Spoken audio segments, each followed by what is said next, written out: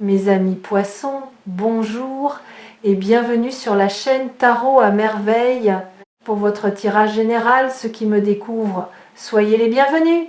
Une nouvelle, voilà un mot étrange quand on s'arrête pour l'écouter. Une nouvelle, c'est dire quelque chose qui n'existait pas dans votre champ de conscience il y a un instant et qui maintenant y entre par la voix de quelqu'un, par un message, par une intuition fulgurante, par un signe que vous ne pouvez plus ignorer. Une nouvelle, c'est une frontière qu'on franchit. Avant la nouvelle, on vivait dans une certaine version de la réalité. Après, on vit dans une autre. Parfois, la différence est minime, parfois elle est immense. Mais il y a toujours entre les deux ce moment précis où on est passé d'un côté à l'autre. Ce moment-là approche pour vous, pas comme une menace, pas comme un événement à redouter, comme un seuil à franchir. Et c'est important de le voir ainsi, parce que la manière dont vous accueillerez cette nouvelle déterminera en grande partie ce qu'elle deviendra dans votre vie. Une nouvelle reçue avec crispation perd une partie de son potentiel. Une nouvelle reçue avec ouverture déploie tout ce qu'elle porte. Vous avez le choix de la posture, et ce choix se prépare maintenant, avant même que la nouvelle ne se présente. Je veux prendre le temps avec vous, parce que ce qui se prépare mérite plus qu'un survol rapide. Cela mérite une attention qui sait pénétrer la surface des mots pour toucher leur résonance plus profonde. Bienvenue ici sur Tarot à merveille. Si vous écoutez cette lecture en ce moment précis, ce n'est pas par accident. Quelque chose en vous a senti l'appel et a répondu. Continuons ensemble. Avant d'aller plus loin, je voudrais reconnaître quelque chose. Le titre de cette lecture porte des symboles qui peuvent évoquer l'urgence, l'alarme, mais l'énergie que je perçois est tout autre. Ce n'est pas une nouvelle inquiétante qui se prépare, c'est une nouvelle forte. Et la force n'est pas la violence. La force, c'est ce qui a assez de présence pour modifier le réel. Une nouvelle forte peut être très douce dans son expression, et pourtant suffisamment puissante pour reconfigurer une partie de votre vie. Ne soyez donc pas en posture défensive en attendant ce qui vient. Soyez en posture d'accueil. Cette distinction est essentielle parce que beaucoup de personnes, en se préparant à recevoir une nouvelle qu'elles pressentent importante, mettent en place, sans le vouloir, une armure intérieure. Elles se cuirassent par anticipation, et cette cuirasse, qui devait les protéger, finit par les empêcher de recevoir pleinement ce qui arrive. Évitez ce piège. La meilleure préparation à une nouvelle forte n'est pas la défense, c'est la disponibilité. Restez ouvert, restez tendre, restez perméable à ce qui veut entrer. Commençons par dénouer le mot lui-même. Importante, une nouvelle importante. Que veut dire cet adjectif? Important vient d'un mot latin qui signifie porter à l'intérieur. Importer, c'est faire entrer quelque chose en soi. Une nouvelle importante, ce n'est donc pas seulement une nouvelle remarquable, c'est une nouvelle qui entre, qui pénètre, qui ne reste pas à la surface de votre vie, mais qui se loge à l'intérieur, qui modifie la composition de votre paysage intérieur. Tout ne s'importe pas. Beaucoup d'informations passent en vous sans entrer vraiment. Elles glissent, elles ne laissent pas de traces.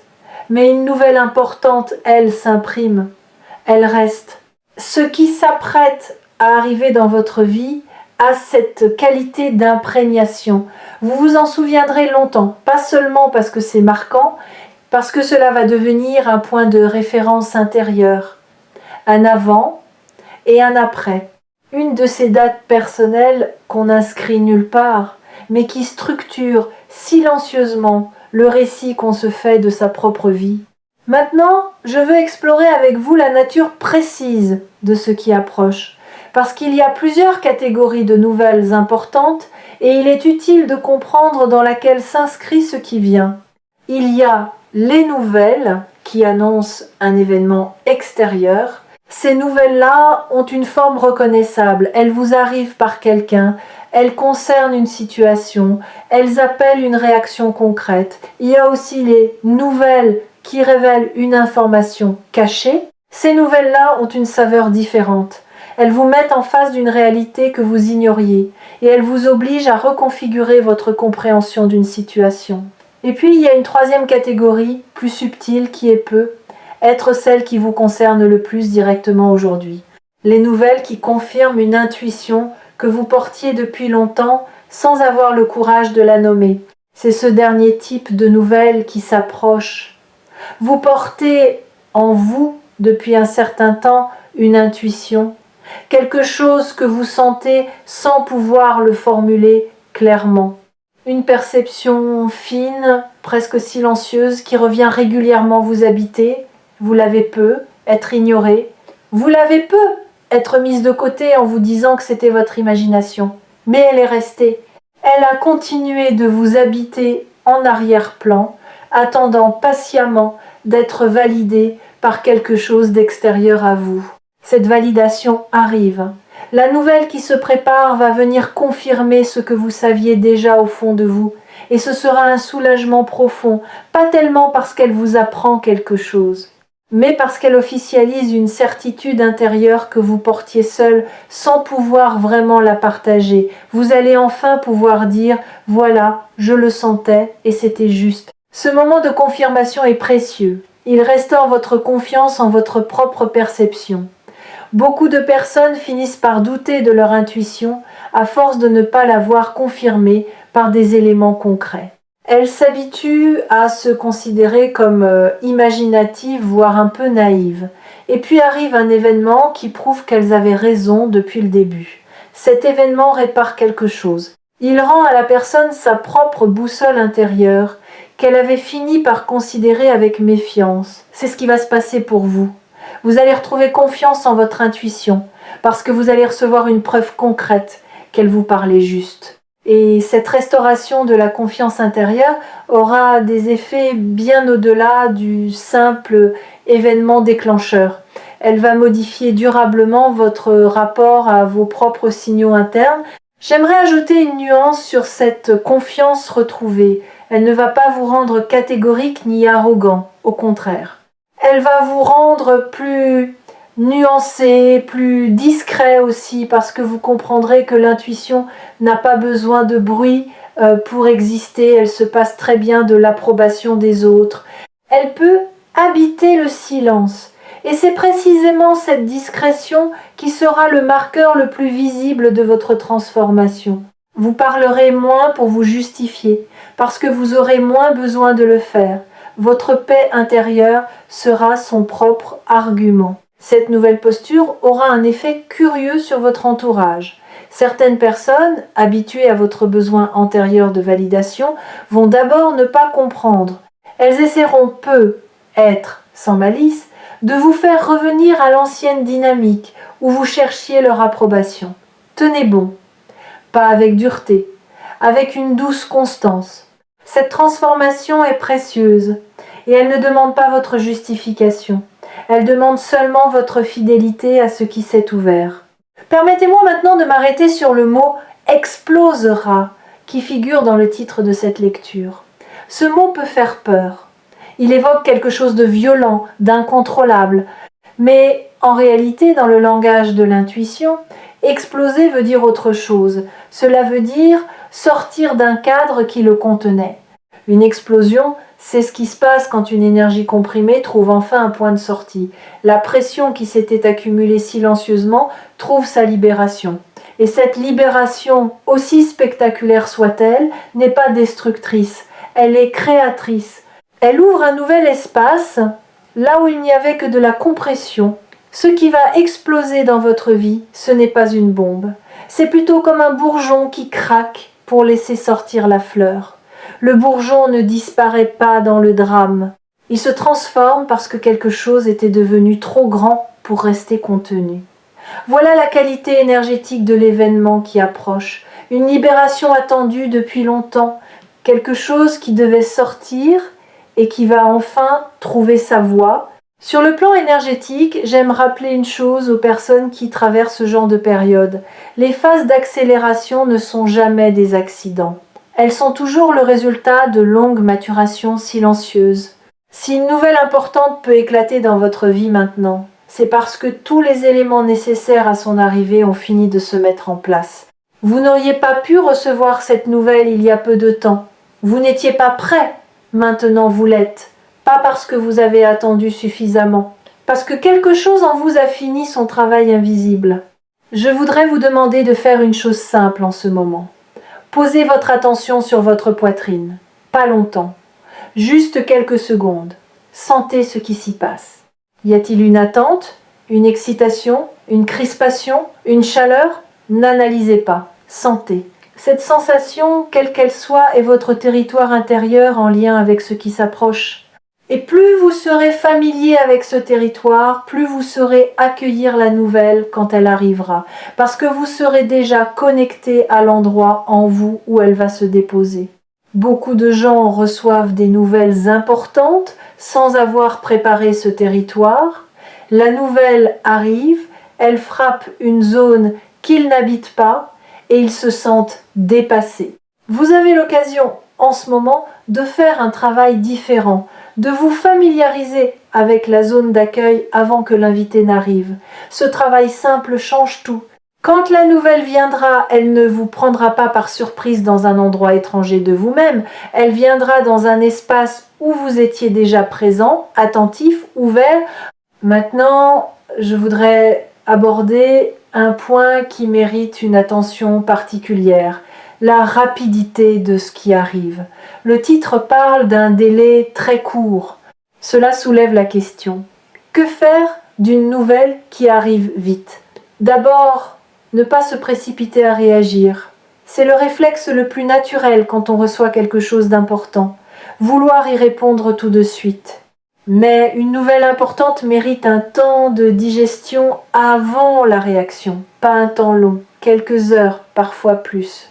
Le temps que ce que vous avez reçu trouve son écho juste en vous, plutôt que de provoquer une réponse impulsive qui ne correspondrait pas à votre véritable mouvement intérieur. Pendant ce temps de digestion, observez ce qui se passe. Quelles sont vos premières émotions? Quelle est votre seconde émotion après que la première s'est calmée? Souvent, la deuxième émotion est plus juste que la première. La première peut être teintée de surprise, de peur, d'excitation excessive. La deuxième, qui émerge quand on a pris le temps de respirer, est généralement plus alignée avec votre vérité intérieure. Faites confiance à cette deuxième vague de ressenti. C'est elle qui doit guider votre éventuelle réponse. Ensuite, ne pas chercher immédiatement à comprendre toutes les implications.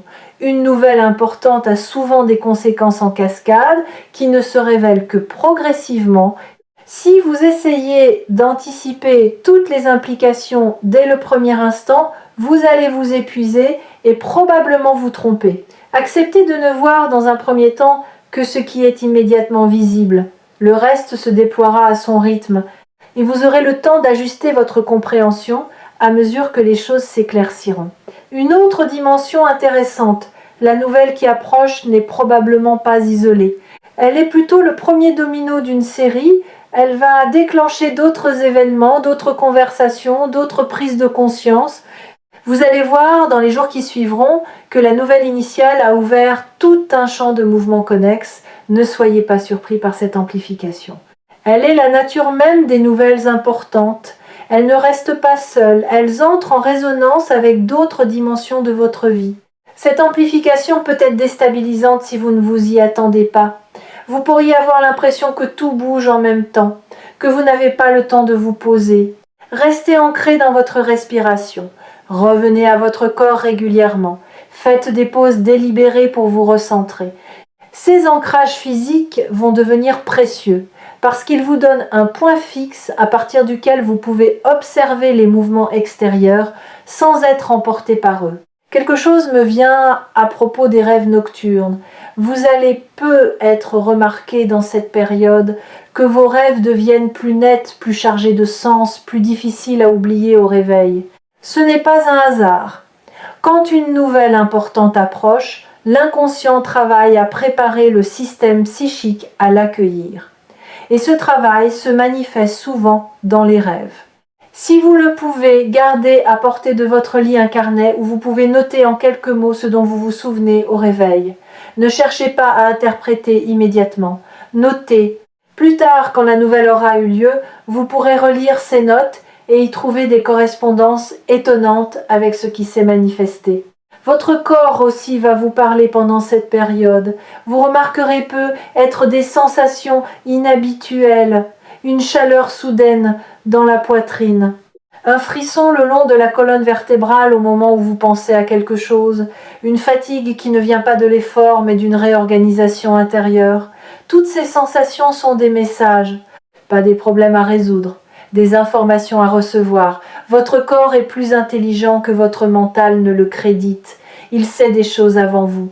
Apprenez à écouter ces signaux comme vous écouteriez un sage qui parle peu mais juste. Je voudrais m'arrêter sur quelque chose de spécifique, la qualité émotionnelle de la nouvelle qui arrive. Ce qui me vient avec force, c'est que cette nouvelle aura quelque chose de touchant. Elle va éveiller en vous une émotion plus profonde que ce à quoi vous vous attendiez. Pas dramatique, touchante. Comme quand quelque chose vient confirmer qu'on n'était pas seul à porter une certaine espérance, qu'on n'était pas fou d'y croire, qu'on n'était pas naïf de garder cette flamme allumée à l'intérieur. Cette émotion-là est précieuse. Hein. Ne la refoulez pas si elle se présente. Beaucoup de personnes sont mal à l'aise avec les émotions qui débordent un peu. Elles essayent de les contrôler, de les rationaliser, de les ranger rapidement. Mais une émotion qui déborde est souvent le signe qu'une zone profonde de l'âme vient d'être touchée. Et ces zones méritent d'être reconnues. Si vous sentez l'émotion monter quand la nouvelle arrivera, accueillez-la. Donnez-vous le droit de ressentir pleinement. Ce que vous traverserez à ce moment-là est sacré, même si cela peut paraître excessif vu de l'extérieur. Je voudrais maintenant vous parler de quelque chose qui pourrait sembler annexe mais qui est essentiel, le rôle du silence avant la nouvelle. Pendant les heures ou les périodes qui précèdent une grande nouvelle, on remarque souvent une qualité particulière dans l'air autour de soi. Un silence un peu plus dense que d'habitude. Une attente qui ne se nomme pas. Une suspension légère du temps. Si vous remarquez cette qualité dans votre quotidien en ce moment, ne vous inquiétez pas. C'est simplement le calme avant que quelque chose ne bouge. C'est la respiration retenue avant le mot. C'est la pause de la nature avant qu'elle ne se mette en mouvement. Ce silence n'est pas un vide. C'est un plein qui ne s'est pas encore exprimé. Beaucoup de personnes se sentent inconfortables dans ces moments-là parce qu'elles confondent l'attente avec la stagnation. Ce ne sont pas la même chose. La stagnation, c'est quand rien ne bouge parce que rien n'est en mouvement. L'attente, c'est quand tout est en mouvement à un niveau qui n'est pas encore visible. Vous êtes dans la deuxième situation. Beaucoup de choses bougent en ce moment dans votre vie à un niveau invisible. Et ce mouvement souterrain prépare ce qui va apparaître à la surface. Profitez de ce silence. Ne cherchez pas à le combler par de l'agitation. Au contraire, asseyez-vous dedans. Laissez-le vous habiter. Cette qualité de présence silencieuse est ce qui vous permettra de recevoir la nouvelle avec une qualité d'attention qu'elle mérite. Si vous arrivez au moment de la nouvelle dans un état de dispersion, vous risquez de ne pas la recevoir pleinement. Si vous arrivez dans un état de présence, vous serez complètement disponible. Je voudrais ajouter une chose à propos de la disponibilité intérieure. Elle ne se décrète pas, elle se cultive. Et elle se cultive précisément dans les jours ordinaires, pas dans les moments d'événement. Quand on essaie de devenir disponible juste avant un grand moment, c'est souvent trop tard. Le système intérieur n'a pas eu le temps de s'ajuster. Mais quand on a cultivé la présence dans les jours simples qui précèdent, le grand moment trouve une infrastructure prête à l'accueillir. Pensez à un jardinier qui prépare son terrain avant les semailles. Il ne décide pas la veille de bien préparer la terre. Il commence des jours, parfois des semaines à l'avance. Il aère le sol, il enlève les pierres. Il ajoute ce qui nourrira les futures graines. Quand vient le moment des semailles, tout est prêt. Le geste lui-même est simple, presque court. Mais il s'inscrit dans une préparation longue qui en garantit le succès. Vous êtes dans cette phase de préparation du terrain. Chaque petit geste de présence que vous posez en ce moment, chaque moment où vous reprenez contact avec votre respiration, chaque pause où vous redescendez dans votre corps, c'est de la terre qu'on aère.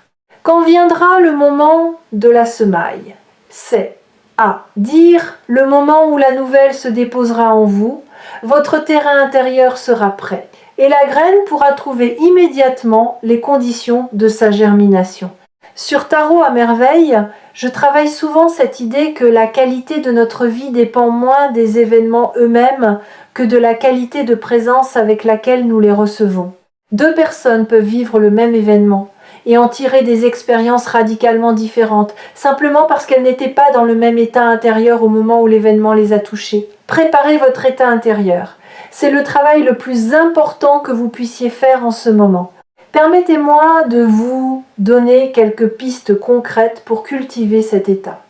Premièrement, réduisez les bruits inutiles. Pas seulement les bruits sonores, aussi les bruits informationnels. Les flux constants d'informations qui ne vous nourrissent pas vraiment, les conversations sans substance qui occupent l'espace mental pendant cette période. Faites un peu de jeûne informationnel. Vous serez surpris de la clarté qui s'installe quand on cesse d'alimenter le bruit. Deuxièmement, cultivez les moments de simplicité, une marche sans but, un repas pris en pleine conscience, une tasse d'eau bue lentement. Ces gestes ordinaires, accomplis avec présence, ramènent l'esprit à son centre. Ils vous reconnectent à votre corps, à votre respiration, à votre présent. Et c'est dans cette reconnexion que vous trouverez la disponibilité dont vous avez besoin. Troisièmement, parlez moins et écoutez plus. Tournez l'attention vers les autres, mais pas pour vous y perdre, pour observer. Vous remarquerez peu être que les gens autour de vous portent eux aussi des choses qu'ils n'expriment pas ouvertement. Cette observation silencieuse vous nourrit. Elle vous rappelle que vous n'êtes pas seul à traverser des couches profondes en ce moment. Et elle affine votre perception, ce qui sera utile quand la nouvelle se présentera. Je voudrais maintenant explorer une dimension importante. Ce qu'il faudra peut être laissé partir, une fois que la nouvelle sera arrivée. Toute nouvelle importante implique un certain départ. Pour faire entrer quelque chose, il faut faire partir quelque chose d'autre. Cette logique est presque mécanique. Et c'est l'une des raisons pour lesquelles certaines personnes, au fond, résistent à recevoir des nouvelles importantes. Parce qu'elles sentent confusément qu'elles devront, en contrepartie, lâcher quelque chose à laquelle elles tiennent. Une certitude, une habitude, une identité construite, une certaine vision de leur vie. Préparez-vous à ce mouvement de départ, pas dans la peur, avec la sérénité de quelqu'un qui sait que ce qui part fait toujours place à quelque chose de plus juste. Demandez-vous dès maintenant ce que vous tenez dans votre vie qui n'a peut être plus de raison d'être tenu. Pas pour le lâcher tout de suite, juste pour vous rendre compte de ce qui pourrait demander à être libéré. Cette prise de conscience préalable rendra le mouvement de lâcher prise plus fluide quand il devra avoir lieu. Parmi les choses qui pourraient avoir besoin d'être libérées, il y en a une qui mérite une attention spéciale. Ce sont les croyances anciennes que vous portez sur vous-même. Beaucoup de personnes vivent avec une définition d'elles-mêmes qu'elles ont reçue à un moment donné de leur histoire et qu'elles n'ont jamais remise en question. Je suis quelqu'un qui n'a pas de chance. Je suis quelqu'un à qui il n'arrive jamais rien. Je ne suis pas le genre de personne à qui ça arrive. Toutes ces phrases tournent en boucle dans le fond de la conscience sans qu'on se rende compte qu'elles façonnent activement la réalité qu'on attire. La nouvelle qui arrive va briser une de ces phrases et c'est une excellente chose parce que pendant un instant, peut être quelques jours, vous serez désorienté. Vous vous direz « Si cela m'arrive, alors je ne suis peut être pas exactement la personne que je croyais être. » Cette désorientation est en réalité une libération. Elle vous offre l'occasion de réécrire votre autodéfinition à partir du présent plutôt que du passé. Profitez de cette occasion quand la vieille phrase tombe. Ne vous précipitez pas pour la remplacer par une autre. Laissez l'espace ouvert quelque temps. C'est dans cet espace que peut naître une définition de vous-même plus juste, plus libre, plus ouverte à ce que vous êtes vraiment en train de devenir.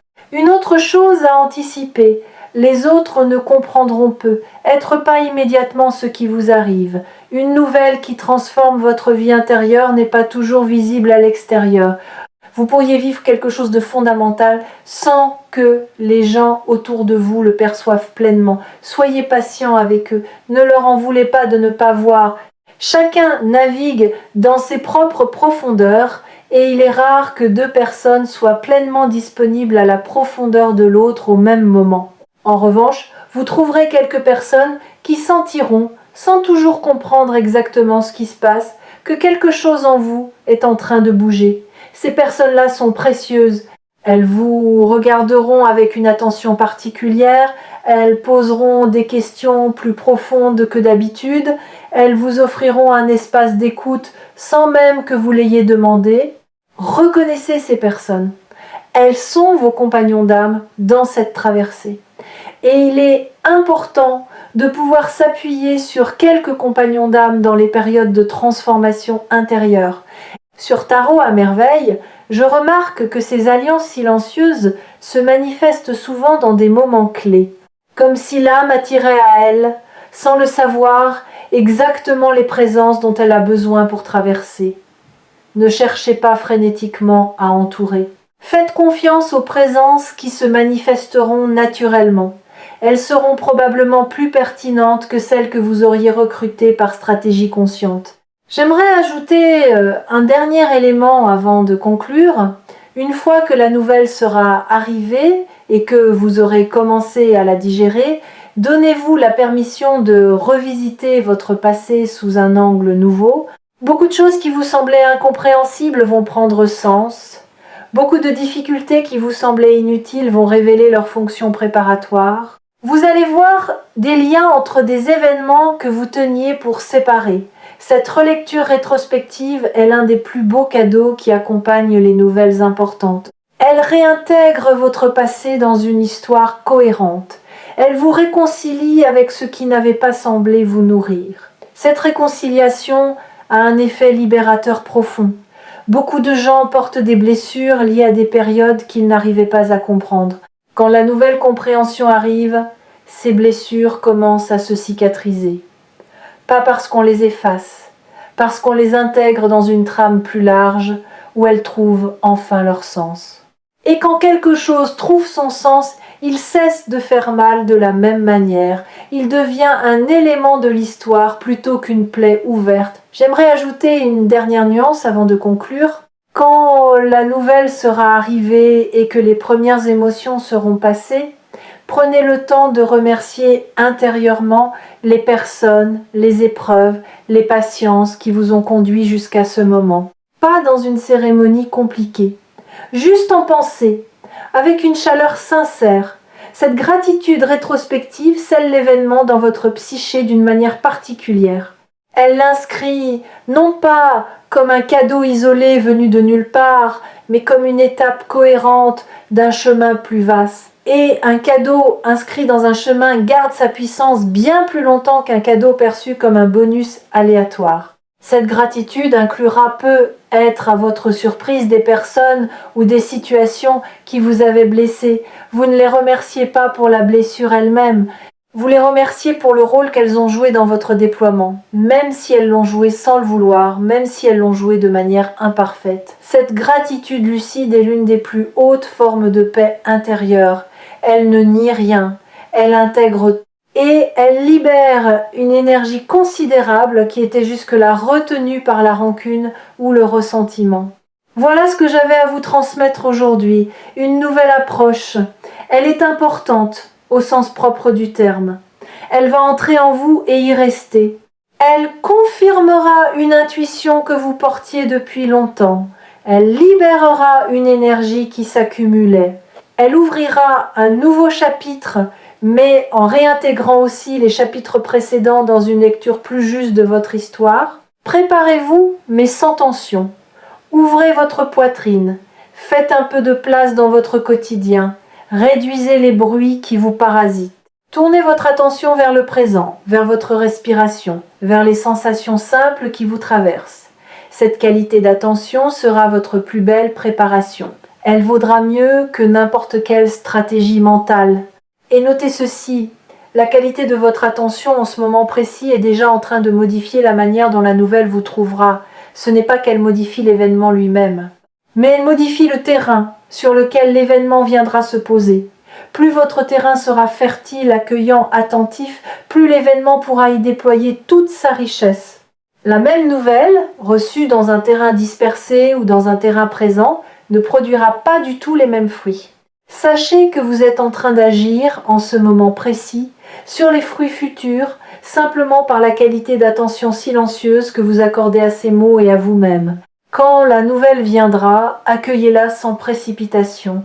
Laissez-la se déposer en vous avant de réagir. Faites confiance à votre deuxième vague de ressenti, plus juste que la première. Soyez patient avec les implications qui se révéleront progressivement.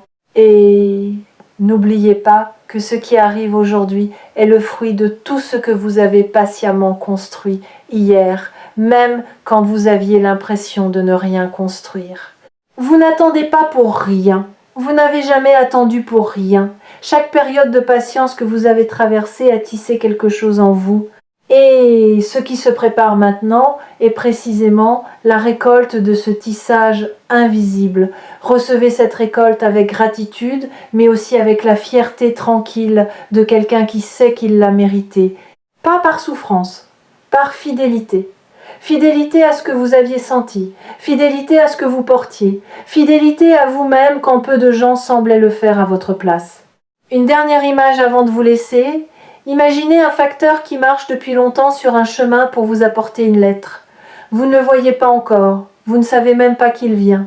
Mais il avance, à son rythme, sans précipitation, sans hésitation. Sa marche n'est ni rapide, ni lente, elle est juste. Elle correspond exactement au temps qu'il faut pour que la lettre vous parvienne au bon moment, ni trop tôt ni trop tard. Cette lettre, c'est votre nouvelle. Et le facteur, c'est la vie elle-même dans son intelligence patiente. Elle n'est jamais en retard. Elle n'est jamais en avance. Elle arrive précisément quand il faut. Faites confiance à ce timing, même quand l'attente vous semble longue. La lettre est en chemin. Elle vous trouvera. Elle vous trouve déjà. À très bientôt et belle traversée à vous dans la confiance et la douceur du moment qui vient.